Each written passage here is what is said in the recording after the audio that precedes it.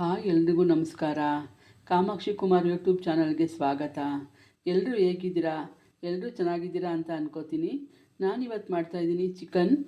ಈ ಚಿಕನ್ ಹೆಸರು ಗಣಸಿ ಚಿಕನ್ ಅಂತ. ಇದಕ್ಕೆ ಕಾಯಿಚೂರು ಚಿಕನ್ ಅಂತಲೂ ಹೇಳ್ತಾರೆ.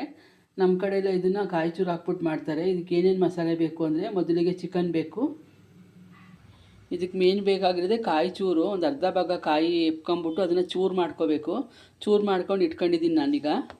ನೋಡಿ, ಕಾಯಿಚೂರು ಸಣ್ಣ ಸಣ್ಣ ಚೂರು ಮಾಡಿ ಇಟ್ಕೊಂಡಿದ್ದೀನಿ. ಹಾಗೆ ಇದಕ್ಕೆ ಒಂದು 2 ಈರುಳ್ಳಿ ಬೇಕು. ಅರ್ಧ kg ಚಿಕನ್ ತೊಗೊಂಡಿದ್ದೀನಿ. ಹಾಗೆ ಒಂದು 8 ಹಸಿರು ಮೆಣಸಿನ್ಕಾಯಿ ಮಧ್ಯೆ ಸೀಳ್ಕೊಂಡಿದ್ದೀನಿ. ಹಾಗೆ ಒಂದು ಟೊಮೊಟೊ, ಒಂದು ದೊಡ್ಡ ಟೊಮೊಟೊ ಹೆಚ್ಕೊಂಡಿದ್ದೀನಿ ಸಣ್ಣದಾಗಿ. ಹಾಗೆ ಸ್ವಲ್ಪ ಕೊತ್ತಂಬರಿ ಸೊಪ್ಪು. ಈ ಕೊತ್ತಂಬರಿ ಸೊಪ್ಪನ್ನು ಸಣ್ಣದಾಗಿ ಹೆಚ್ಕೊಂಡಿದ್ದೀನಿ. ಇದು ಧನಿಯಾ ಪುಡಿ. ಇದಕ್ಕೆ ಇದಕ್ಕೆ ಧನಿಯಾ ಪುಡಿ ಬೇಕು. ಇನ್ನೇನು ಖಾರದ ಪುಡಿ ಏನೂ ಹಾಕೋಂಗಿಲ್ಲ, ಧನಿಯಾ ಪುಡಿ ಹಾಕಬೇಕು ಇದಕ್ಕೆ. ನಾನೀಗ ಮೊದಲಿಗೆ ಒಂದು ಸ್ಟವ್ ಹಚ್ಚಿ ಒಂದು ಪಾತ್ರೆ ಇಟ್ಟು, ನಾನೀಗ ಮೊದಲಿಗೆ ಏನು ಹಾಕೋತಿದ್ದೀನಿ ಅಂದರೆ ಈರುಳ್ಳಿ ಹಾಕೋತಾ ಇದ್ದೀನಿ. ಇದು ಎಣ್ಣೆ ಚೆನ್ನಾಗಿ ಕಾಯ್ದಿದೆ. ಈರುಳ್ಳಿ ಹಾಕೋತಾ ಇದ್ದೀನಿ. ಅದು ಈರುಳ್ಳಿ ಜೊತೆಗೆ ಹಸಿಮೆಣಸಿನ್ಕಾಯಿನೂ ಹಾಕೋತೀನಿ. ಒಟ್ಟಿಗೆ 2 ಫ್ರೈ ಆಗುತ್ತೆ. ಈರುಳ್ಳಿ ಜೊತೆಗೇ ಮೆಣಸಿನ್ಕಾಯಿನೂ ಫ್ರೈ ಮಾಡ್ಕೋತೀನಿ.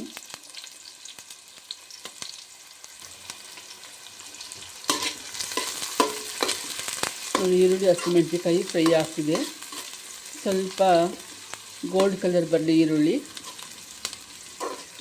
ಹಸಿ ವಾಸನೆ ಎಲ್ಲ ಹೋಗಿ ಈರುಳ್ಳಿ ಸ್ವಲ್ಪ ಗೋಲ್ಡ್ ಕಲರ್ ಆಗಬೇಕು. ಯಾವುದೇ ಐಟಮ್ಗೂ ನಾವು ಈರುಳ್ಳಿ ಬಳಸ್ತೀವಿ.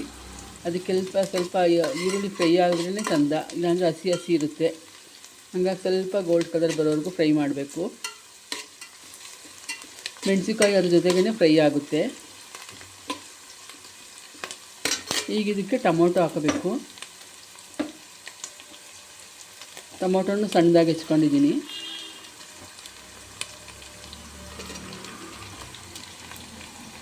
ಟೊಮೊಟೊನು ಎಲ್ಲ ಸಾಫ್ಟ್ ಆಗಬೇಕು. ನೋಡಿ ಏನು ಕಲರ್ಫುಲ್ ಆಗಿ ಕಾಣ್ತಾ ಇದೆ. ಈರುಳ್ಳಿ, ಹಸಿರು ಮೆಣಸಿನ್ಕಾಯಿ ಹಾಗೆ ಟೊಮೊಟೊ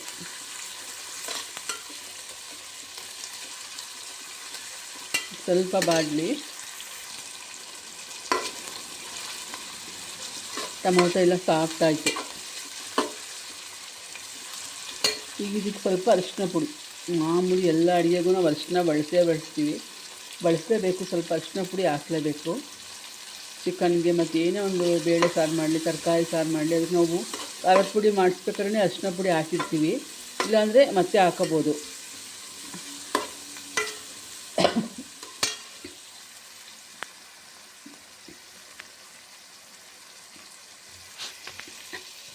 ಈಗ ಇದಕ್ಕೆ ಮೇನ್ ಡಿಶ್ ಇದು ಕಾಯಿಚೂರು. ನೋಡಿ, ಕಾಯಿಚೂರು ಹಾಕೋತಾ ಇದ್ದೀನಿ. ಇದನ್ನು ಎಣ್ಣೆಲಿ ಫ್ರೈ ಆಗಬೇಕು. ಕಾಯಿಚೂರನ್ನು ನಿಮ್ಗೆ ಎಷ್ಟು ರುಚಿಗೆ ತಕ್ಕಷ್ಟು ಜಾಸ್ತಿನಾರು ಹಾಕೋಬೋದು, ಇನ್ನೂ ಜಾಸ್ತಿ ಹಾಕೋಬೋದು. ನಾನು ಸ್ವಲ್ಪ ಹಾಕಿದ್ದೀನಿ ಮೀಡಿಯಮಾಗಿ. ಅರ್ಧ kg ಚಿಕನ್ಗೆ ಎಷ್ಟು ಬೇಕು ಅಷ್ಟು ಹಾಕಿದ್ದೀನಿ. ಚಿಕನಲ್ಲಿ ತುಂಬ ವೆರೈಟಿ ಮಾಡ್ತಾರೆ.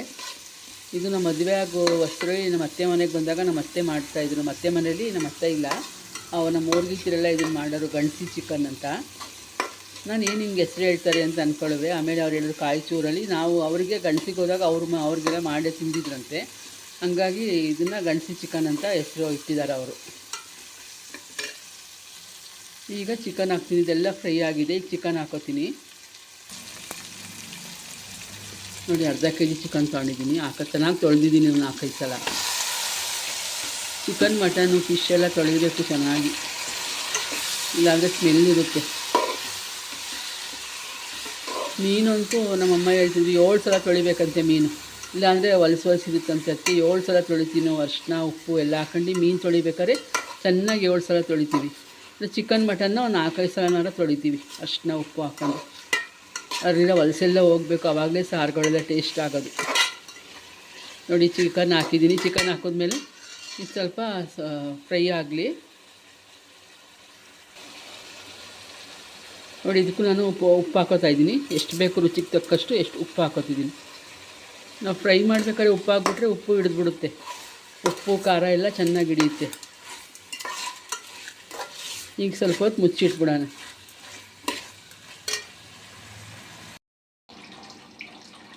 ಚಿಕನ್ ಎಲ್ಲ ಫ್ರೈ ಆಗ್ತಿರಲಿ. ಸ್ವಲ್ಪ ನೀರು ಹಾಕಿದ್ದೀನಿ ಚೆನ್ನಾಗಿ ಬೇಯಲಿ ಅಂತ. ಈಗ ಅದಕ್ಕೆ ಕ್ಲೋಸ್ ಮಾಡ್ತೀನಿ. ಚೆನ್ನಾಗಿ 5 ನಿಮಿಷ ಇಲ್ಲ 10 ನಿಮಿಷ ಸಣ್ಣ ಉರಿಲೇ ಬೇಯ್ಕೊಳ್ಳಿ. ಆಮೇಲೆ ನಾವು ಇನ್ನು ಬೇರೆ ಮಸಾಲೆ ಹಾಕೋದನ್ನ ತೋರಿಸ್ತೀನಿ ನಾನು. ನೋಡಿ, ಸಣ್ಣ ಉರಿ ಮಾಡಿ ನಾನು ಬೇಯೋಕ್ಕಿಟ್ಟಿದ್ದೆ. ಈಗ ತೆಗಿತಾ ಇದ್ದೀನಿ. ನೋಡಿ, ಎಲ್ಲ ಬೇಯ್ತಾ ಇದೆ. ಮುಕ್ಕಾಲು ಭಾಗ ಬೆಂದಿದೆ. ಚಿಕನ್ ಮಸಾಲೆ ಜೊತೆ ಮುಕ್ಕಾಲು ಭಾಗ ಬೆಂದಿದೆ.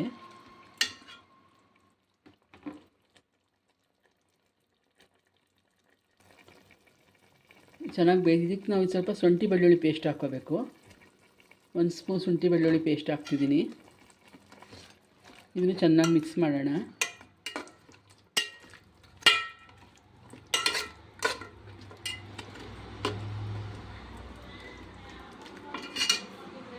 ಇದು ಮಿಕ್ಸ್ ಮಾಡಾದಮೇಲೆ ಇದಕ್ಕೆ ನಾವು ಧನಿಯಾ ಪುಡಿ, ಇದು ಬರೀ ಧನಿಯಾ, ಇದರಲ್ಲಿ ಖಾರದ ಪುಡಿ ಏನಿಲ್ಲ, ಬರೀ ಧನಿಯಾ ಪುಡಿನ ಹಾಕ್ಬಿಟ್ಟು ಮಿಕ್ಸ್ ಮಾಡಬೇಕು.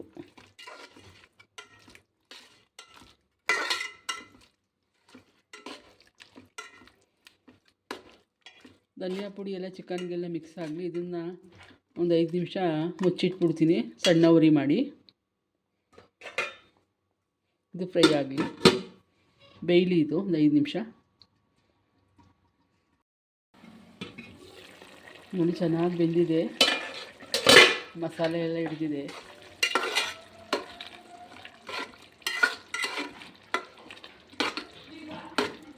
ನಿಮಗೆ ಡ್ರೈ ಬೇಕು ಅಂದರೆ ಇನ್ನೂ ಸ್ವಲ್ಪ ಡ್ರೈ ಮಾಡ್ಕೋಬೋದು. ನೀರು ಸ್ವಲ್ಪ ಕಡಿಮೆ ಹಾಕಿದ್ರೆ ಡ್ರೈ ಆಗುತ್ತೆ. ಹಾಗೆ ಇದಕ್ಕೆ ಫೈನಲ್ ಆಗಿ ಕೊತ್ತಂಬರಿ ಸೊಪ್ಪು ಹಾಕಬೇಕು.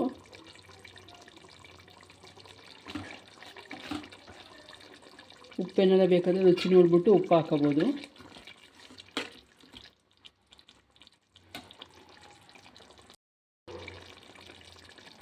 ರುಚಿ ನೋಡಿ ಉಪ್ಪು ಹಾಕೊಂಡು ಕರೆಕ್ಟಾಗಿದೆ ಉಪ್ಪೆಲ್ಲ. ಇನ್ನೂ ಒಂದು 5 ನಿಮಿಷ ಬೇಯಿಸ್ತೀನಿ. ಸ್ವಲ್ಪ ಡ್ರೈ ಬೇಕಿತ್ತು, ಹಂಗಾಗಿ ಸ್ವಲ್ಪ 5 ನಿಮಿಷ 10 ನಿಮಿಷ ಕುದಿಸ್ತೀನಿ ಚೆನ್ನಾಗಿ.